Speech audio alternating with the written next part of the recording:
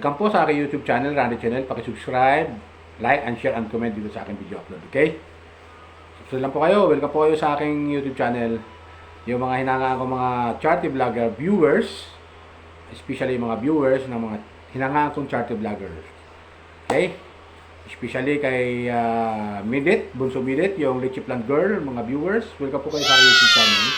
Tapos, sa Kalingap, lahat ng Kalingap partner, mga charity vlogger, at viewers, sponsor, welcome po kayo sa akin sa aking YouTube channel, Randy Channel.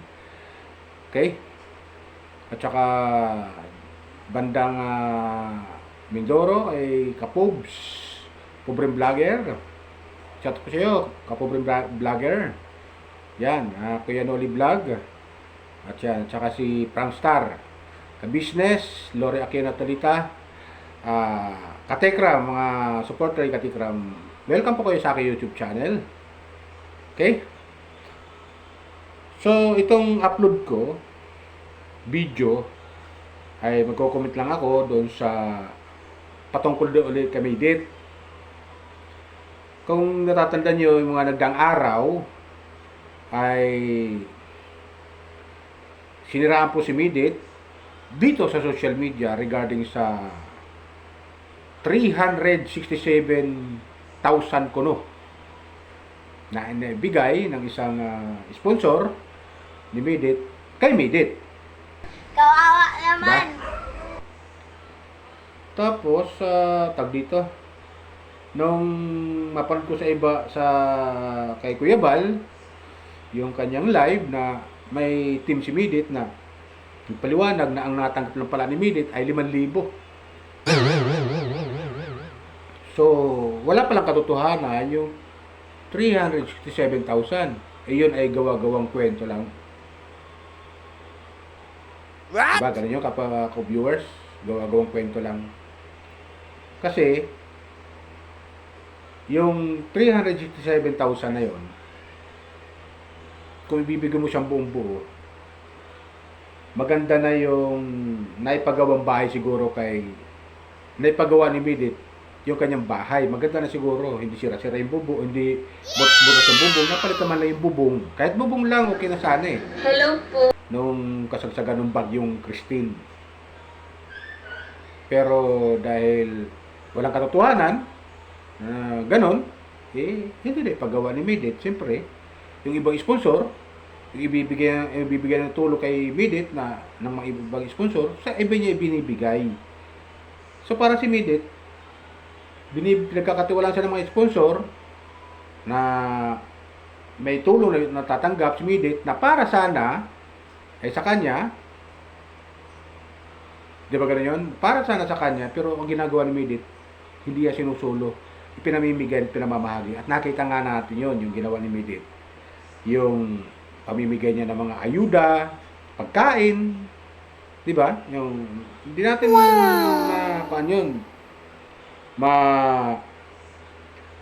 may tatanggi yun kasi kita naman natin si Midit, especially lalo yung pagkain nung kasagsagan ng bagyo.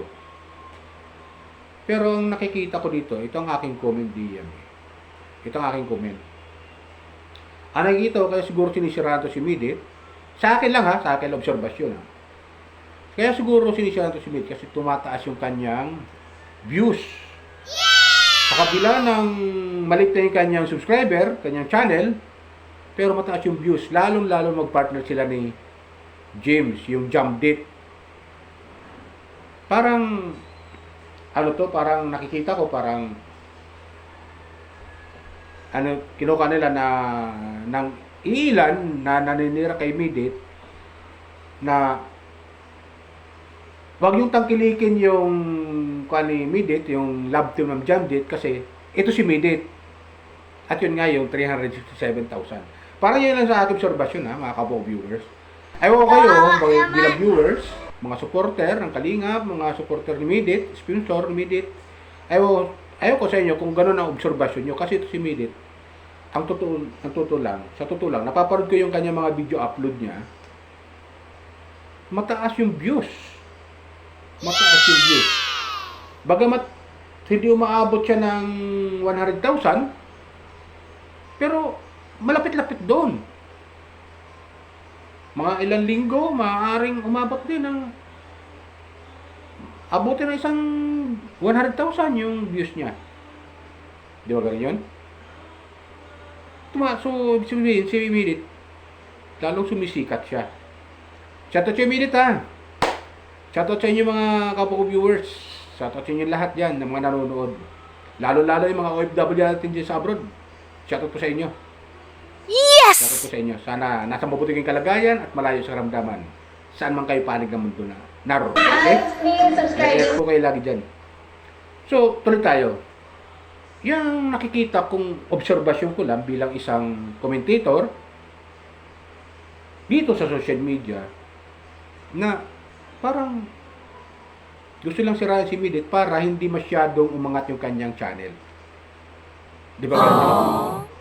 At nagpapasalamat naman ako kay Kuya Bal na ipopromote niya si Midit, lalo yung Jumdit Love Team. Kung mapapanood niyo yung live ni Kuya Bal, ipinakita pa niya doon sa video, sa kanyang live na yung si Jim at saka si Midit ay nag-uusap nga sila doon through video call. Di ba, kapag viewers? Na ipopromote niya yun. So, malaking bagay yun, yung ginawa ni Kuya Bal. Tulong din yun, malaking tulong din yun, yung ginagawa ni Kuya Bal. Kaya, sabi nga ni Kuya Bal, ako yung number 1 na reactor ni Midit. Di ba? Last piece siya doon sa 367,000, binibira niya yung pinagsasabihan niya yung si Miss Ana Rita Reyes. O, di ba? Pero sa kabilang banda, may nabasa kong mga comment na sa mga comment at saka sa ibang mga vlogger na napapanood ko na hindi sang-ayon doon sa ginawa ni Kuya Bal na live. Hindi sang-ayon sila doon. Pero sa akin naman, okay yung ginawa ni Kuya Bal. Bakit kamo? Kapwa viewers, bakit? Kasi lalong makikilala na si Midit ay mayroong ka-love team na at ito si James, yung Jumdit Love Team. Dahil si Kuya Bal, marami siyang mga followers. Marami siyang subscriber. Wow! Na pwedeng i-click yung channel ni Bunso Midit na yung yung Leche Plant Girl. O, di ba? So, pabor yun. Kaso nga lang, sa kabilang banda, yung iba doon, ayon sa ibang mga charity vlogger na nag-oobserba din, nakatulad ko, ay pinagtatawanan daw. Parang pinagtatawanan daw si Midit. Hindi naman siguro ganun. Pinapakita nga ni Kuya Bal na, ayan, inggit kayo. Di ba? Ayan, may kilig moment. Inggit kayo, di ba? Ayan si Midit. May kalabtin na si James, si Engineer James, at yung Jumdit. Di ba? Maganda yun eh. Kaya napod ko yun eh. Yung live ni Kuya Bal eh. Kaya tuwa ako. Wow, sabi ko. Eto na. Naipopromote na ni Kuya Bal si Midit at si James, yung Jumdit Love Team. Naipopromote niya. So, nakakatuwa. At doon ko nga napanood yun. Yung tawag dito yung live ni Kuya Bal na may Jumdit Love Team na. Di ba? Si Jim at saka si Midit. Di ba? So maganda yun. Ginagawa ni Kuya Bal na naipopromote niya kahit paano. Di ba? Hello po. Kaya ba't sabi ko lang mga kapwa viewers, suportahan natin ang Jumdit Love Team. Lalong-lalo yung mga suporta ni Midit. Tuloy po tayo ng suporta sa kanya. Talagang maraming mga ayaw kay Midit. Sa lapad ko, marami parang mga mga project sila. May mga project pa sila na aabangan natin. So, kabang-abang yun, di ba? Kabang-abang yun. Itong last nga na upload ni Midit doon sa yung date nila ni James, maabot na ng 78,000. Ang aabotin ng 80,000. Ilang days pa lang yun. Sa kabila ng yung channel ni Midit, yung subscriber pa lang ni Midit, ay wala pang 60. Pero malapit-lapit na mag 60,000 yun. Di ba? Pero over ahead yung kanyang views. Yung kanyang views doon sa Jumdit Love Team. Di ba? So nakakatuwa lang panoorin na ganon si Midit ay masaya at palangiti At mabait na bata, hindi masyadong pinapansin yung mga basher niya eh. Kaya gigil na gigil yung iilan dyan na inggit kay Midit, gigil na gigil sa kanya. Gigil na gigil talaga yung mga basher ni Midit sa kanya. Pero di natin mapipigilan yon kasi sinasabi ko nga, nasa social media tayo, karapatan nila yon mag-comment. Kung ano, magbas man sila o hindi, karapatan nila yon kasi nasa social media tayo. Di ba? Kung wala naman si Midit sa social media, ibabas ba siya? Hindi naman ganun eh. Di ba, Kapo Viewers? Kayo, sa tingin nyo, Kapo Viewers, ibabas ba si Midit kung wala sa dito sa social media? Nabubulo tuloy ako, sorry. Wala sa social media, di ba? Hindi siya mababas. At simula nung makilala nga si Midit ng Kalingap, lalong tumaas at dumadami yung kanyang subscriber. Dumadami yung kanyang subscriber. Dumadami rin yung kanyang views. Mataas yung views kaysa kanyang subscriber. So, ganun yung impact kung bakit nakikilala si Midit lagi. Di ba? Nakakatuwa lang siyang panoorin. Nakakatuwa, masaya, puno-puno ng pag-asa. Ganyan na si Bunso Midit. Kaya, wag lang po natin masyadong tag dito. Wag lang masyadong nating iba si Midit kasi gumagawa lang naman siya ng mga live video, especially yung kanila ni James, yung Jamlit Love Team nga, para lang magpakilig din sa ating mga viewers. Pampakilig yun eh. Malaking factor yun eh, yung pampakilig moment. Yung bilang viewers, siyempre, sa mga trabaho natin, minsan nai-stress tayo, panoorin natin. Katulad ng Kalingap Love Team, mga ginagawa ni Kalingap Rob na mga love team na ginagawa niya, pampakilig moment, pampatanggal ng stress bilang mga viewers. Tayo, ibig na tayo, yung stress, madaldala natin sa bahay, kalan tayo, chill lang, sabi nga, chill lang tayo, relax lang, huwag masyado tayong, tag dito, huwag masyadong dibdibin yung mga ganung, mga paninira. Kaya, dyan ako bumili kay Midit. Hindi niya pinapansin yung mga naninira sa kanya. Bagamat sinisiraan na siya lahat-lahat, below the belt na rin, pero hindi niya pinapansin yun. Idinada niya lang sa tawa at tuloy ang buhay, tuloy ang pagla-live niya. Di ba? Kasama si James, si Engineer James, yung Jamlit Love Team. O, di ba? Kaya tuloy lang tayo. Bilang mga viewers, ang gawin lang natin talagang manood ng mga video upload ni Bunso Midit at ng mga upload ni Kalingap Rob at ni Kuya Bal. Manood lang tayo. Lahat ng charity vlogger, sila kapobreng vlogger, marami naman sila, pagpipilian natin. Pero panoorin natin pag may mga time tayo. Di ba? Pag may time tayo, panoorin natin nila. Para naman matanggal yung ating mga stress.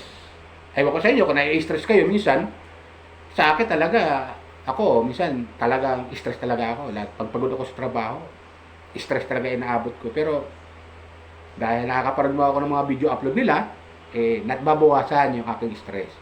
Lalo-lalo sa mga love team, especially diyan kay Midit, yung Jamlit Love Team, at ito na nga, lalong nagbo-boom yung love team nilang dalawa.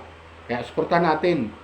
Doon din sa Kalingap, yung upload ni Kalingap Rob, yung kanyang mga love team. Yan, sila Yancy, Edsi, yan, Jomcar, yan, Cedros, Danjoy, yung mga kinukanya ng mga love team, suportahan natin sila.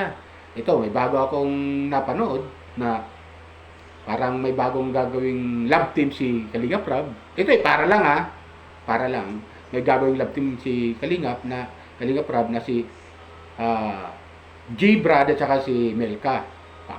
Parang gano'n lang, pero di lang, ewan ko, pa-comment lang kung tama ako yung aking observation. Pero tuloy tayo, balik tayo kay Midit. Yun nga. Kaya, gano'n na lang pala yung paninira kay Midit. Kasi nga, lalong tumataas ito si Bunso Midit. Di ba? Lalong tumataas yung kanyang views, lalong nung magpartner sila ni James. So, nag-uumpisa pa lang yan. Katagal-tagal, tataas din at dadami ang kanilang views. Di ba? At maraming hahanga sa kanilang dalawa. Unang-una ha, si Milit estudyante pa lang. Tapos yung kalab team niya, engineer. Wow! Engineer. Saan pa kayo, di ba? Engineer na. Si Milit, nag-aaral pa lang. Nag-aaral pa lang. Pero yung kalab team niya, engineer na. O, di ba? So, suportahan natin sila. Suportahan natin. Panoorin natin yung kailang mga video upload nila. At huwag po tayo mag-skip ng ad. Para makatulong man lang tayo sa kanila. Di ba? Kapwa viewers. At saka ganun din sa akin kapwa viewers. Pag nanood kayo ng aking video upload, huwag po kayo mag-skip ng ad kasi may mga advertisement. Okay? Yan po. Baka may mga padala sa aking channel. Huwag niyo po kalimutan mag-subscribe, like, and share, and comment na mga kapwa viewers na mga nanonood ng kanya-kanyang hinahanga ang mga charity vlogger. Pag napada po kayo sa aking channel, huwag po kayo mag-skip ng ad. Okay? At subscribe lang po kayo. Subscribe lang po kayo. Shoutout po lang. Nakalimutan ko si Pugong Biyahero. Sir Paul, shoutout po sa inyo. Salamat po sa ginagawa mong pagtulong sa ating mga kabayan dyan sa bandang Mindanao. Okay? Wow! Ganun po. Ganun po.